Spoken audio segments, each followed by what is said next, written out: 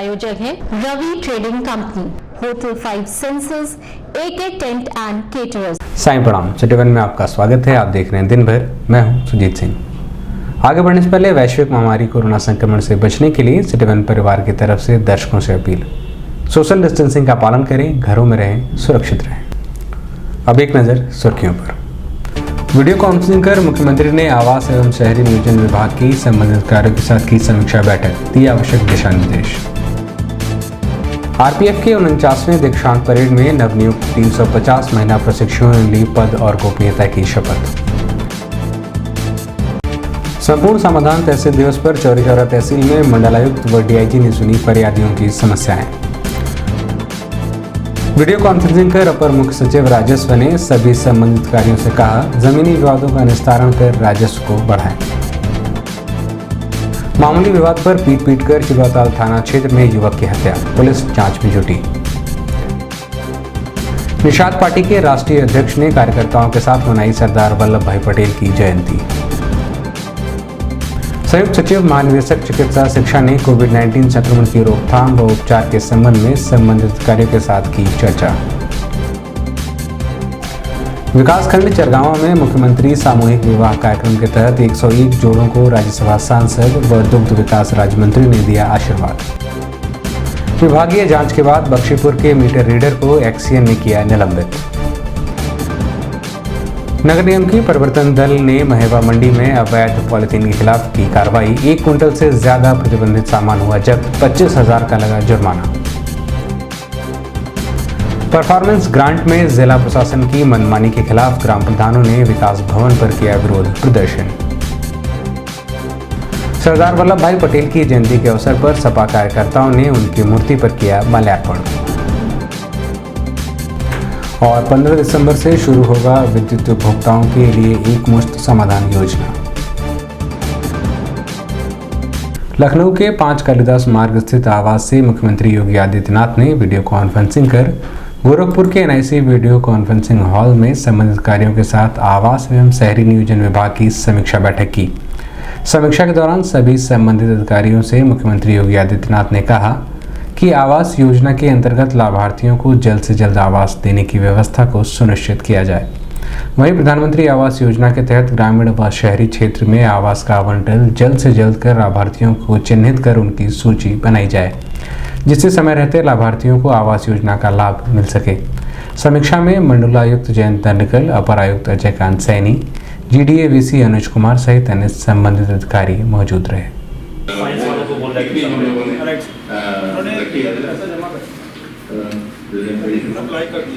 Sir विभाग के जल्दी फर्स्ट 3 स्लाइड सर हम इसको कर रहे हैं। सर प्रधानमंत्री आवास जिसमें कुल परियोजनाएं 150 की थी सर। 150 में 1,32,000 आवास बनने थे सर, जो आज की डेट में परियोजनाएं निर्माणाधीन है, चालू है सर। कितना ध्यान दे रहे हैं लोक कल्याण से जुड़ी हुई योजनाओं में, कितना ध्यान दे रही है, ये बहुत ही खराब है। मैं इस पर भी जवाबदेही तय करने वाला हूँ अलग अलग विकास प्राधिकरणों का। इसको आगे बढ़ जाए और उसी का परिणाम है कि जहाँ हम 2,800 करोड़ रुपए की रखते थे, अनुमानित आय रखते थे, आपके पास केवल 256 करोड़ की रुपए ही आ पाए हैं।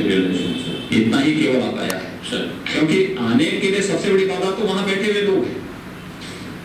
अभी पूछा जाना चाहिए कि उसमें कौन कौन विकास जो इनिशियल असेसमेंट था सर कि डिफॉल्टर्स कितने हैं सर, करीब 53,515 की सूची आई थी सर। अनुमानित आय जो उससे प्रस्तावित थी करीब 28 जुलाई तक फाइनल हो करके ये निर्गत होने हैं सर। तो 51 में तो नए मास्टर प्लान बन रहे हैं सर 2031 के 51 का मूड ही चेंज हो जाएगा, क्योंकि तब तक वो इतनी खराब हो चुकी होगी स्कीम की कि हम लोगों को दूसरे विकल्पों में जाना पड़ेगा, नहीं कर पाते। एकदम थकाऊ और एकदम बोरिंग वाले लेकर के आते हैं। पूर्वोत्तर रेलवे के आरपीएफ परेड ग्राउंड पर मंगलवार को 49वें दीक्षांत समारोह और नवनियुक्त 350 महिला प्रशिक्षुओं के पासिंग आउट परेड का आयोजन किया गया। इस अवसर पर नवनियुक्त महिला प्रशिक्षुओं ने पूरे जोश खरोश के साथ एक साथ कदम ताल किया। 8 माह के कठिन प्रशिक्षण के बाद 350 महिला प्रशिक्षुओं को अब रेलवे के विभिन्न क्षेत्रों में सेवा प्रदान करने के लिए तैयार कर लिया गया है। अत्याधुनिक हथियारों की ट्रेनिंग से लेकर साइबर क्राइम तक की घटनाओं पर अंकुश लगाने के साथ ही ट्रेन और स्टेशन पर यात्रियों की सुरक्षा, बम डिस्पोजल, शारीरिक दक्षता का विशेष ध्यान रखने की शपथ इन महिला प्रशिक्षुओं ने ली है। इनमें से अधिकतर महिला प्रशिक्षुओं को 1 माह की स्पेशल कमांडो ट्रेनिंग भी कराई जाएगी, जिससे ये आरक्षी किसी भी विषम परिस्थिति और आतंकी वारदातों को विफल बनाने के लिए पूर्ण रूप से तैयार रहें। मुख्य अतिथि के रूप में उपस्थित पूर्वोत्तर रेलवे के महाप्रबंधक विनय कुमार त्रिपाठी ने परेड का निरीक्षण और सलामी ली। वहीं विशिष्ट अतिथि आरपीएफ पूर्वोत्तर रेलवे के महानिरीक्षक अतुल कुमार श्रीवास्तव ने महिला प्रशिक्षुओं से जनरल सैल्यूट लेने के बाद मुख्य अतिथि का स्वागत किया। इस अवसर पर पूर्वोत्तर रेलवे के मुख्य जनसंपर्क अधिकारी Pankaj Kumar Singh, senior PRO CP Chauhan, रेलवे सुरक्षा बल प्रशिक्षण केंद्र पूर्वोत्तर रेलवे गोरखपुर के प्रधानाचार्य नरेंद्र मोहन, वरिष्ठ आरपीएफ पीआरओ पीके सिंह सहित बड़ी संख्या में आरपीएफ के जवान और महिला प्रशिक्षु के परिजन उपस्थित रहे।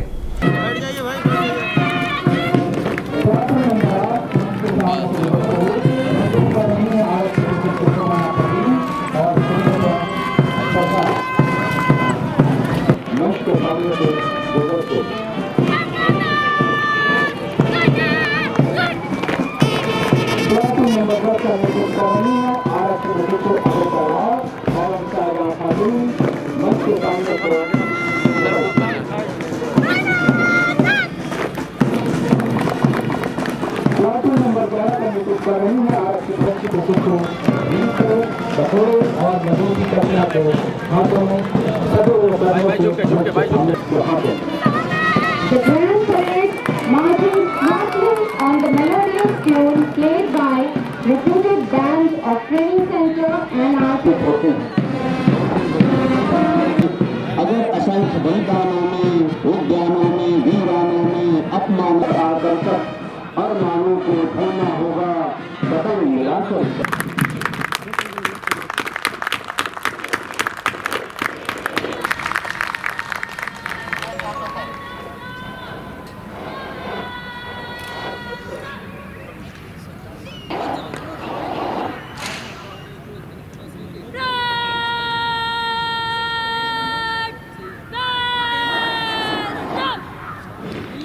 केंद्र को 354 महिला रिक्रूट कांस्टेबल का प्रारंभ प्रशिक्षण करने के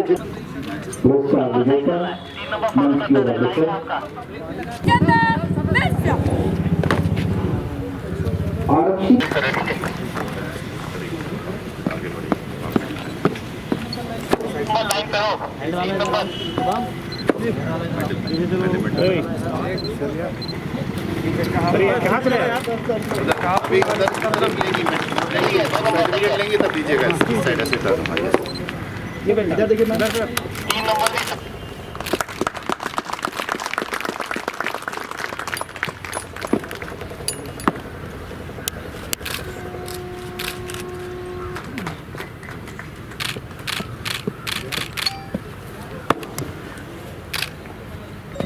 लाइन पे है 1 number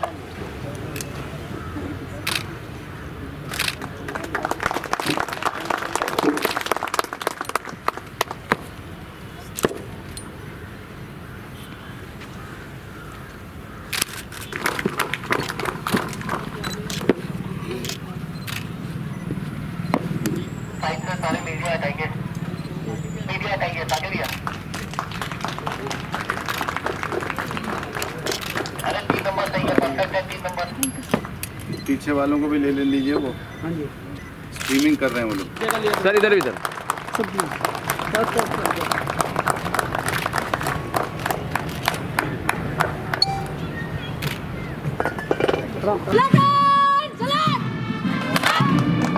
We strive for peace of world, but are cautious of defense. Challenger of our sovereignty, for sure, non-Muslim, we all are Indians first. यहाँ उपस्थित सभी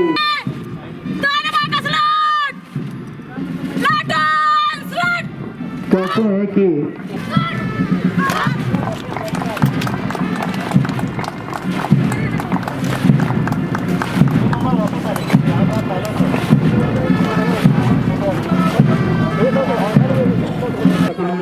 लिए तैयार हैं, बल्कि मुख्यधारा में शामिल होती हैं ये 350 आरक्षी रेलवे सुरक्षा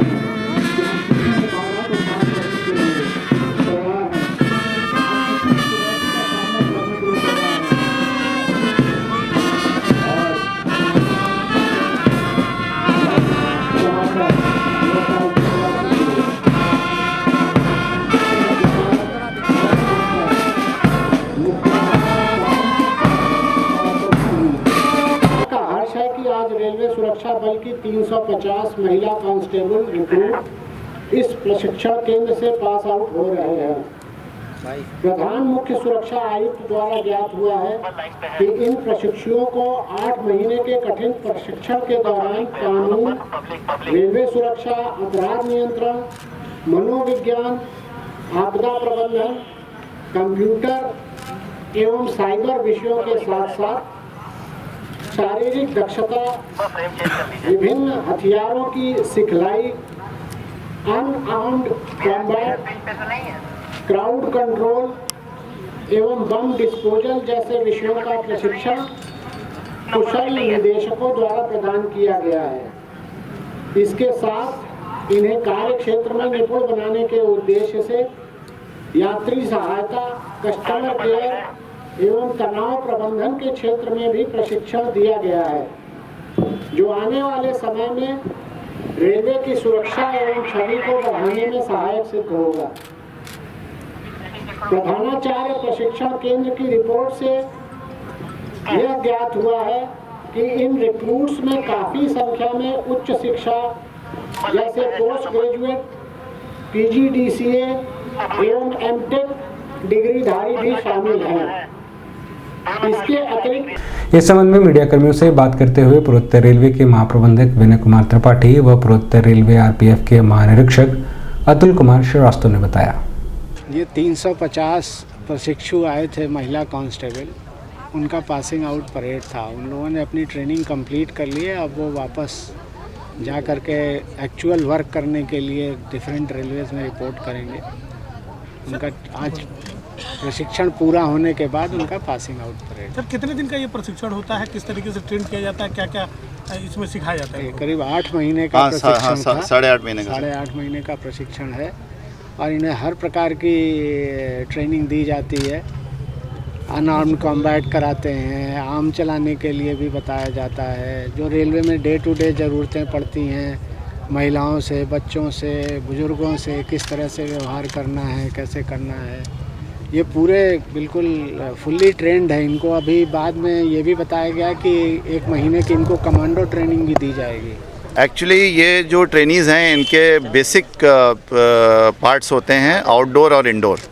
तो आउटडोर में जैसा सर ने बताया, GM सर ने भी, इनको हम लोग PT परेड, फिर आर्म्स को डील करना, मॉडर्न वेपनरी, इन सब में अनआर्म्ड कॉम्बैट इस सब में करते हैं, योग भी कराते हैं। और इनके जो उत्कृष्ट लोग हैं हमारे यहाँ, इसमें स्पोर्ट्स के भी बहुत लोग हैं, तो इनको स्पोर्ट्स भी खिलाया जाता है, इनको इनकरेज किया जाता है। और इंडोर में फिर वेरियस सब्जेक्ट्स हैं, लॉ है, CRPC है, IPC है, एंड जो रेलवे वर्किंग है, रेलवे ऑर्गेनाइजेशन है, रेलवे वर्किंग के बारे में बताया जाता है। देन टेक्नोलॉजी के बारे में बहुत इनपुट्स दिए जाते हैं। हमारे यहाँ रेलवे सिक्योरिटी मैनेजमेंट सिस्टम होता है, ई-सुविधा है, तो उन सब में भी इनको हम लोगों ने ट्रेन किया है। और ये जो हमारे क्लासरूम्स हैं उसमें हमने स्मार्ट बोर्ड्स लगाए हैं, जिससे कि इनको क्वालिटी ऑफ ट्रेनिंग भी इम्प्रूव करे। संपूर्ण समाधान तहसील दिवस में चौरी चौरा तहसील की अध्यक्षता करते हुए मंडलायुक्त जयंत ननिकल व विशिष्ट अतिथि DIG राजेश मोंडक द्वारा दूर दराज से आए हुए फरियादियों की समस्याओं को सुना तथा संबंधित विभागों के अधिकारियों को आवश्यक दिशा निर्देश देते हुए त्वरित निस्तारण के आदेश दिए गए। तहसील दिवस में प्रमुख रूप से SDM चौरी चौरा पवन कुमार, क्षेत्राधिकारी चौरी चौरा दिनेश कुमार सिंह व सभी विभागों के संबंधित अधिकारी मौजूद रहे।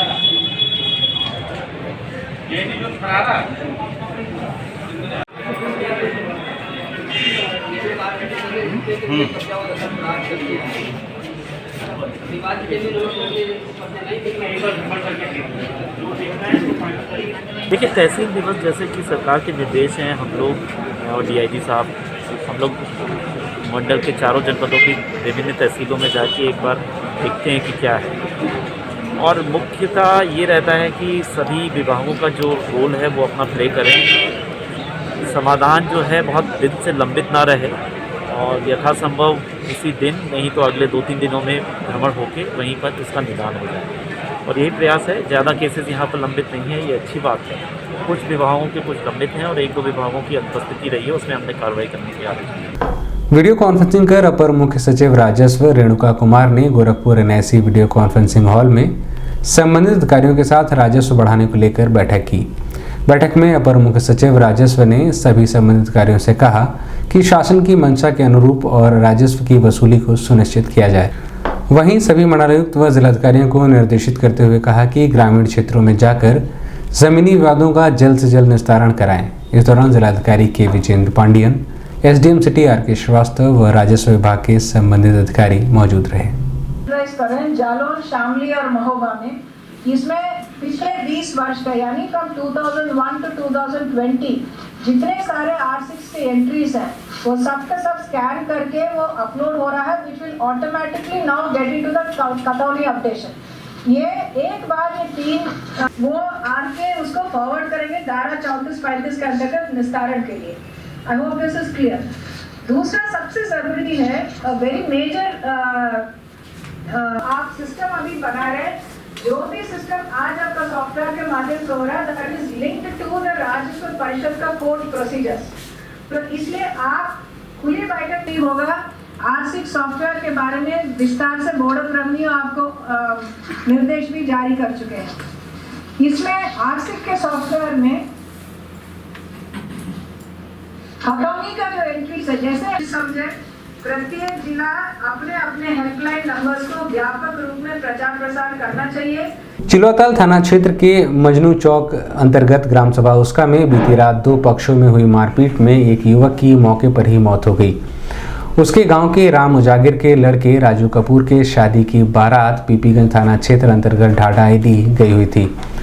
प्रत्यक्षदर्शियों के अनुसार स्टेज पर जयमाल कार्यक्रम के दौरान फोटो खिंचवाने को लेकर 22 वर्षीय छोटू उर्फ शिवा से तू मैं होने के बाद वहां मौजूद लोगों द्वारा बीच बचाव कर मामले को शांत कराया गया, लेकिन जैसे ही बारात वापस आई तो आरोपी शत्रुघ्न गोलबंद होकर 5-6 की संख्या में छोटू के घर पर जाकर मारपीट शुरू कर दी। मारपीट के दौरान छोटू के सिर पर ईंट पत्थर से गंभीर चोट लग गई और वह मौके पर ही अचेत होकर गिर पड़ा। घटना की सूचना मिलते ही मौके पर पहुंची पीआरवी व चिलवाताल थाने के जवानों ने घायल को इलाज के लिए सरकारी अस्पताल भेजा, जहां रास्ते में ही युवक की मौत हो गई।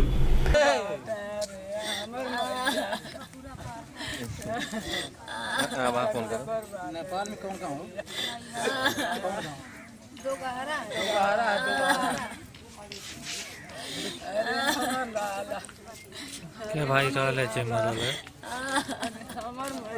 मरे वाला क्या भाई जे जी मरल है उनके भाई लवरो बात है अकेले लड़का है 4 जने बाटे हैं 4 जने सूरज ना है बड़की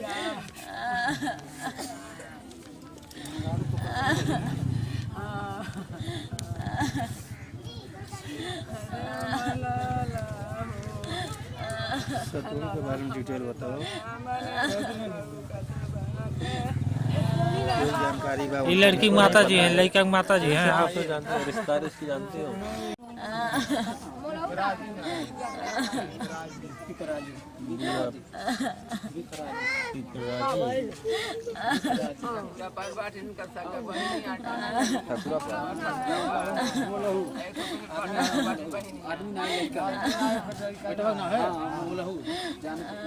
इस संबंध में मीडिया कर्मियों से बात करते हुए एसपी नॉर्थ अरविंद कुमार पांडे ने बताया, चिलवाताल के ग्राम उसका से एक बारात गई थी, तो बारातियों में आपस में कुछ कहासुनी हो गई थी और उसके परिणाम स्वरूप बाराती ये जो गांव में लौटे तो फिर इनके बीच में जो है मारपीट हुई। उस मारपीट में शिवा नाम के एक युवक की सर में चोट लगने से मृत्यु हो गई है।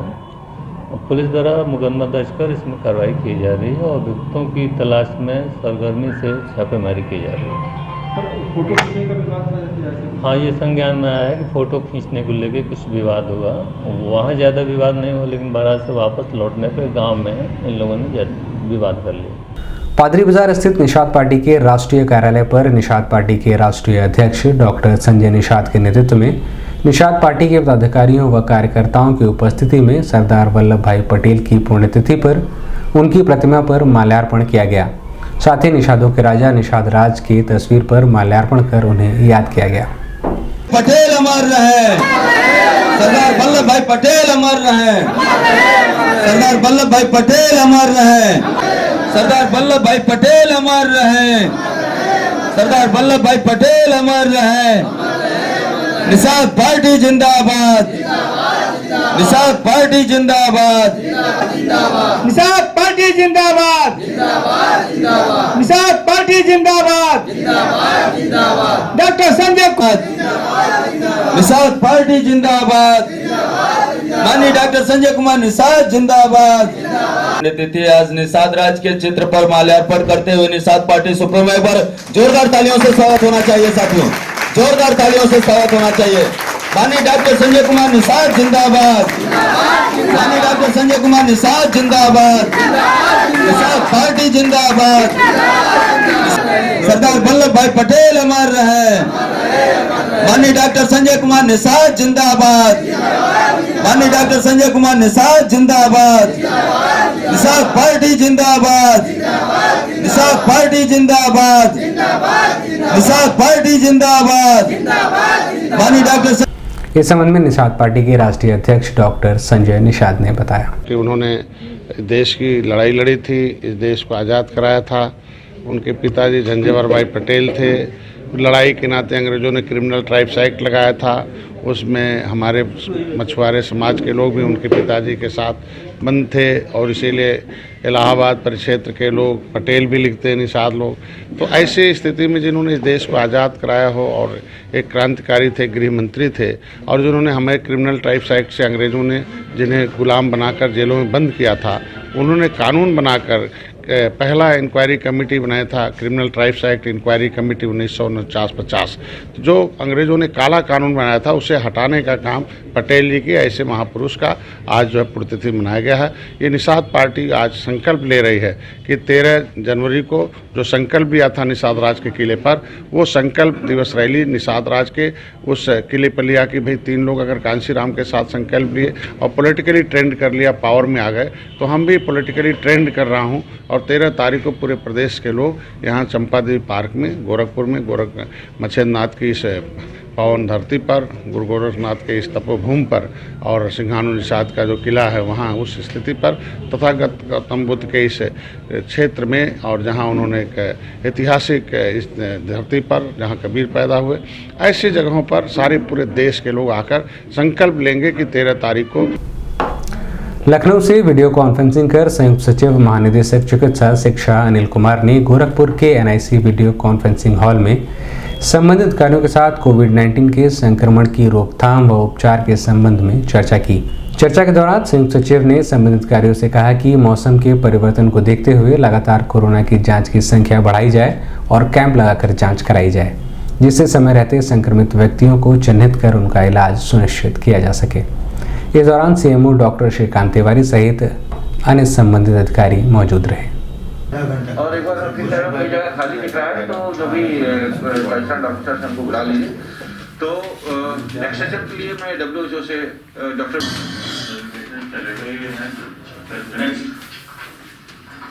नमस्कार।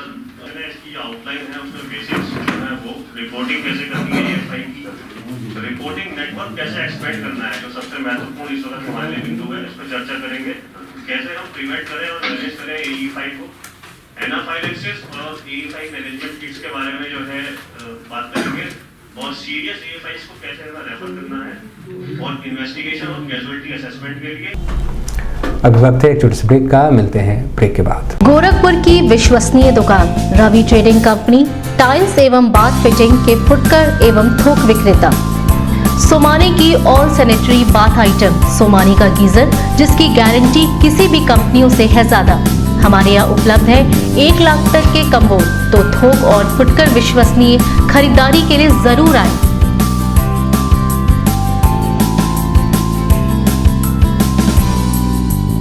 Ravi trading company, mobile number 9450144390। हर खरीद पर पाएं आकर्षक छूट, साथ में फाइनेंस की सुविधा भी उपलब्ध।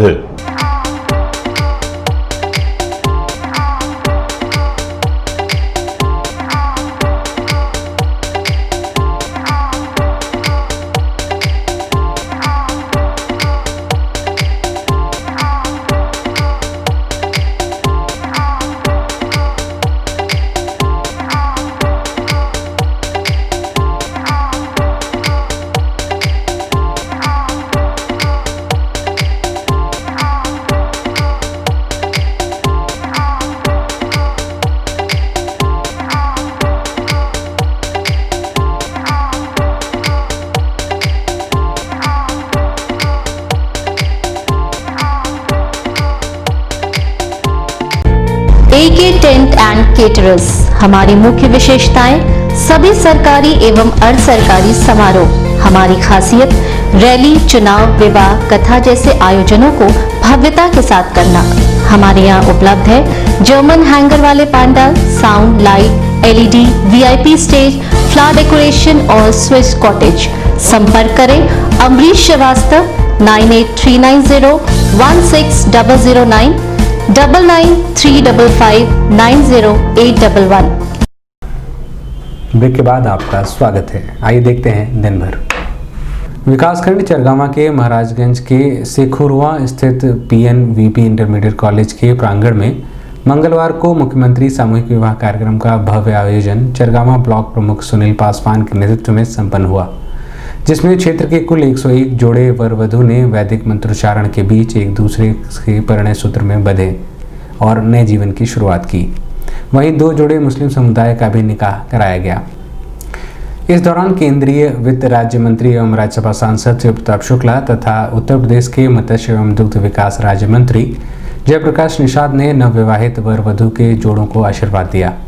कार्यक्रम में पिपराइच विधायक महेंद्र पाल सिंह, उत्तर प्रदेश अल्पसंख्यक आयोग के सदस्य बख्शीश अहमद वारसी, भाजपा जिला मंत्री नरेंद्र सिंह, जिला उपाध्यक्ष राजेश निषाद, खंड विकास अधिकारी चरगावा कृतिका अवस्थी, आदित्य चौहान, गुलाबचंद यादव सहित बड़ी संख्या में लोगों ने वैवाहिक कार्यक्रम में सम्मिलित होकर शिरकत किया।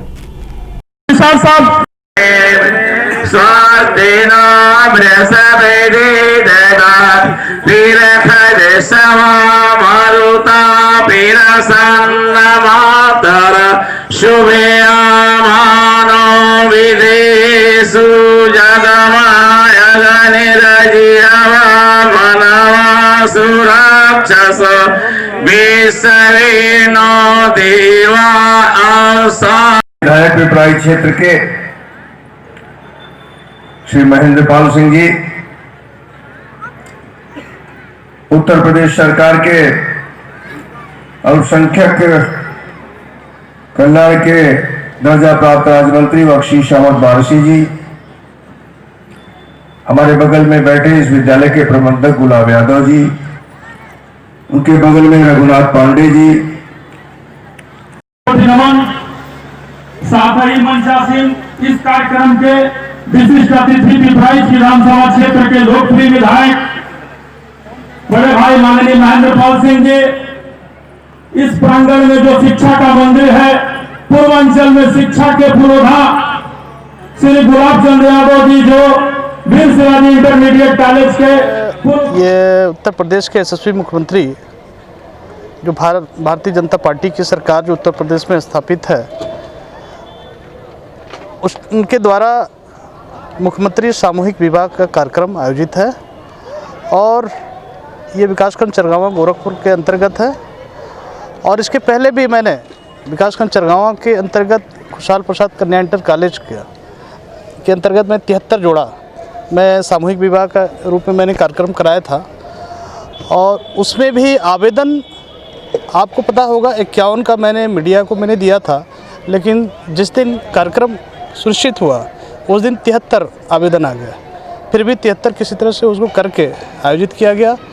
उसी क्रम में उसके बाद भी लगातार आवेदन आते रहे। तो हफ्ते 10-15 4 तारीख को मैंने कराया था, विगत 4 तारीख, और आज विगत 15 तारीख, मतलब 10 से 11 दिन में इतने ज़्यादा आवेदन आ गए कि इस योजना के तहत आज का डेट भी, जो कल के डेट तक रजिस्ट्रेशन 101 थे और आज के डेट में 111 आपको सामूहिक विवाह के क्रम में आयोजित सामूहिक विवाह सुनिश्चित हुआ है। विद्युत वितरण खंड द्वितीय अधिशासी अभियंता इंजीनियर यदुनाथ राम ने मीटर रीडर मोहम्मद मुस्तकीम की सेवा समाप्ति के लिए पत्र भेजा है। गौरतलब है कि बिजली विभाग द्वारा चेकिंग के दौरान उपभोक्ता के मीटर में ज़्यादा रीडिंग होने के बावजूद मीटर रीडर द्वारा उपभोक्ता को कम मीटर रीडिंग की रसीद दी जा रही थी, जिस पर विभागीय जाँच के बाद कार्रवाई सुनिश्चित की गई है। इस संबंध में मीडिया कर्मियों से बात करते हुए अधिशासी अभियंता विद्युत नगरीय वितरण खंड द्वितीय बख्शीपुर इंजीनियर यदुनाथ राम ने बताया। रीडर हैं BCITS के, उनकी तमाम शिकायतें रहती हैं। उपभोक्ताओं के यहाँ जाकर के बिल नहीं बनाते हैं, मनमाने ढंग से बिल बना देते हैं। कभी किसी की ज़्यादा रीडिंग पोस्ट करते हैं, कभी किसी की कम रीडिंग पोस्ट करते हैं।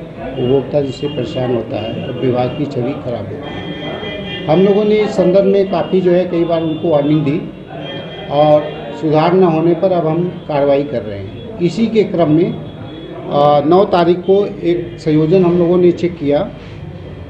वो टावर का कनेक्शन था और उसका बिल मोहम्मद मुस्तकीम ने, मीटर रीडर हैं, अक्टूबर में और नवंबर में रीडिंग का बिल बनाया था और हम लोगों ने 9 दिसंबर को चेक किया तो उपभोक्ता की रीडिंग 1,46,038 पाई गई, जबकि उसके पिछले महीने उपभोक्ता ने का बिल केवल 34,400 पर बना था। इस प्रकार से 1,11,638 यूनिट उपभोक्ता के मीटर में अनबिल्ड छूटी हुई थी। विभाग का करीब 9 लाख का नुकसान हो रहा था। इस पर हमारे विभाग ने बहुत कड़ी कार्रवाई करते हुए एजेंसी को लिखा, हमने लिखा और उसके बाद हमारे उच्च अधिकारियों ने लिखा कि तत्काल उसको टर्मिनेट कर दिया जाए, अन्यथा पूरी कंपनी को हम ब्लैक लिस्ट कर देंगे। गोरखपुर महानगर को प्रतिबंधित पॉलिथीन से मुक्त कराने के क्रम में लगातार प्रवर्तन दल द्वारा अलग अलग स्थानों पर छापेमारी की जा रही है। इसी क्रम में मंगलवार को महेवा मंडी में एक दुकानदार के यहाँ छापेमारी कर 1 कुंटल 10 किलो के करीब प्रतिबंधित पॉलिथीन, थर्माकोल के कप और ग्लास बरामद किया गया। इस टीम का नेतृत्व कर रहे प्रवर्तन दल के प्रभारी कर्नल CP सिंह ने यह कार्रवाई इस दुकानदार के ऊपर कई बार की, लेकिन फिर भी अभी भी धड़ल्ले से उसका कारोबार चल रहा है। दुकानदार के ऊपर नगर निगम की प्रवर्तन टीम द्वारा 25,000 रुपये का जुर्माना भी वसूला गया है। कर्नल CP सिंह का कहना है कि वह हर हाल में इस महानगर को पॉलिथीन मुक्त करने के लिए संकल्पित हैं और आगे भी इस तरह की छापेमारी की कार्रवाई की जाएगी।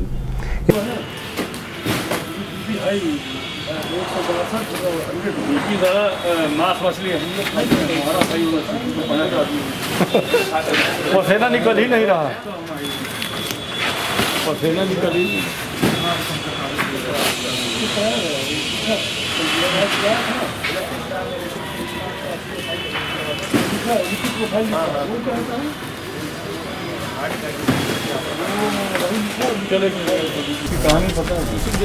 इस बारे में सिटी वन संवाददाता से बात करते हुए कर्नल CP सिंह ने बताया, ये हमारी कार्रवाई जो निरंतर चल रही, जब से मैंने इसका ETF का चार्ज लिया है और ये निरंतर चलते चलते के प्रयास में आज एक प्रेमनाथ वर्मा जी हैं महेवा मंडी में, वो करीब 6-7 बार पहले भी पकड़ चुके हैं और वो अपना ये नाम नहीं ले रहे हैं छोड़ने का। और हमने प्रण किया है कि इनको हम प्लास्टिक जब तक ये बेचते रहेंगे तब तक इनके हम छापा मारते रहेंगे।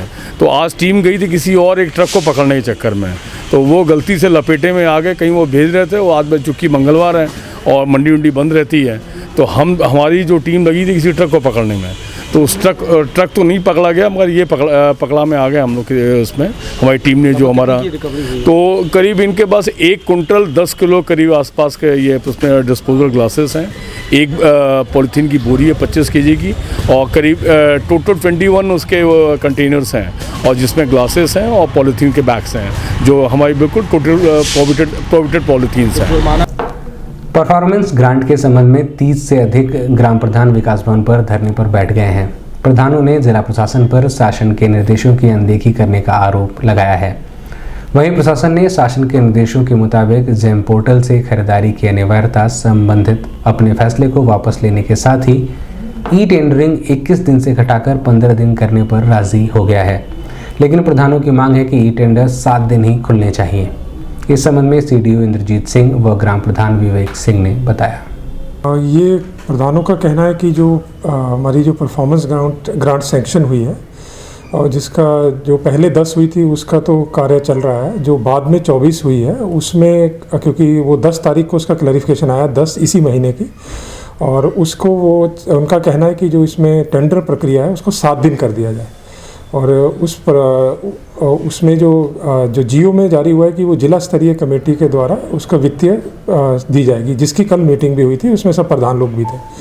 तो वहाँ ये चर्चा हुई थी कि ये 7 दिन कर सकते कि नहीं कर सकते। तो वहाँ पे ये आपातकाल का जो इनका कहना था, तो वो कमेटी ने ये उसमें ये बताया कि आपातकाल इसमें नहीं करेंगे, नहीं हो कोई भी चीज़ नहीं आ रहा है तो आपातकाल का टेंडर ना होकर नॉर्मल टेंडर प्रक्रिया से किया जाए और टेंडर प्रक्रिया जो है वो जारी रहेगी। और ये जो परफॉर्मेंस ग्रांट का पैसा है ये ग्राम पंचायत का है और जो रहेगा, जो लैप्स नहीं होगा फाइनेंशियल ईयर से भी, और ये ऑलरेडी हम लोग इसमें अप्रूवल दे चुके हैं और बाकियों का सबका भी अप्रूवल जितनों ने हमें दिया है उसका आज अभी हो जाएगा। कल कमेटी की मीटिंग के बाद वहाँ पे अप्रूवल हो गया था, आज इनको सैंक्शन भी मिल जाएगी। हम लोगों के कार्य प्रभावित हो रहे हैं, चुनाव हम लोगों का करीब आ गया है। ये हम लोग एक कमेटी का गठन कर रहे हैं, जबकि मनोज कुमार सिंह साहब के शासनादेश में स्पष्ट लिखा गया है कि कहीं किसी प्रकार कमेटी का गठन नहीं किया जाएगा और ग्राम पंचायत स्वतंत्र है अपना काम करने के लिए।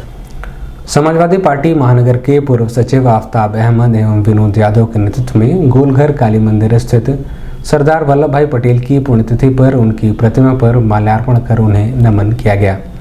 वहीं उनके जीवन पर चर्चा करते हुए सपा कार्यकर्ताओं ने कहा कि आज़ादी में अपना महत्वपूर्ण योगदान देने के साथ ही आज़ादी के बाद बनी सरकार में कई महत्वपूर्ण पदों पर आसीन रहते हुए उन्होंने देश की निस्वार्थ भाव से सेवा की है। इस दौरान मोहम्मद हसन, इम्तियाज़ अहमद, गुड्डू, शकील अहमद, इमरान खान, शादिद अंसारी, मुलायम यादव, विजय सिंह सहित बड़ी संख्या में सपा कार्यकर्ता मौजूद रहे।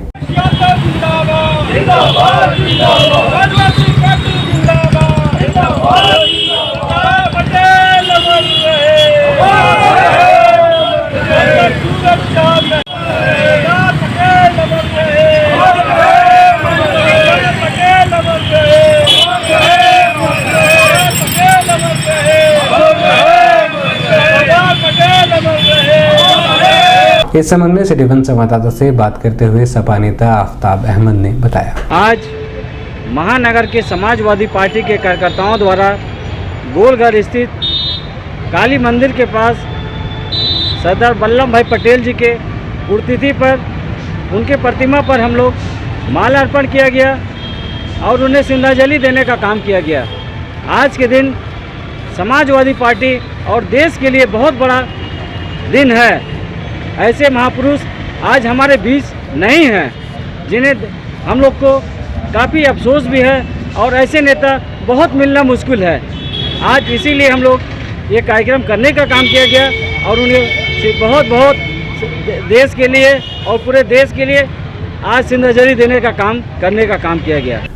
विद्युत उपभोक्ताओं की एकमुश्त समस्या के समाधान के शासनादेश के क्रम में आगामी 15 दिसंबर से शुरू होगा कोविड-19 एकमुश्त समाधान योजना की जानकारी देते हुए विद्युत नगरीय वितरण खंड द्वितीय अधिशासी अभियंता रघुनाथ राम ने बताया। कोविड-19 एकमुश्त समाधान योजना लाई गई है विभाग द्वारा और इस योजना के तहत कॉमर्शियल और औद्योगिक और जो है निजी संस्थानों को कवर किया गया है। पहले जो योजना आई थी वो घरेलू उपभोक्ताओं के लिए थी। बहुत दिनों बाद ये योजना आई है और इसमें 100% ब्याज की माफ़ी है। नवंबर के उपभोक्ता के नवंबर के बिल में जो भी ब्याज है वो ब्याज 100% माफ़ कर दिया जाएगा। तो उपभोक्ता को जो है करना है कि वो आ करके रजिस्ट्रेशन कराना है। रजिस्ट्रेशन में नवंबर के बिल में जो ब्याज है वो घटाकर जो मूलधन बचता है वो मूलधन जो है का 30% जमा कर देगा उपभोक्ता, उसका पंजीकरण हो जाएगा और उपभोक्ता को अगर ऐसा लगता है कि उसके बिल में कोई कमी है, त्रुटि है, तो वो अगर ऑप्शन देता है तो उसमें हम लोग बिल सुधार करके 1 हफ्ते के अंदर उपभोक्ता को दे देंगे। दिन भर के इस अंक में बस इतना ही। अगले अंक में आपसे फिर मुलाकात होगी। साईं प्रणाम।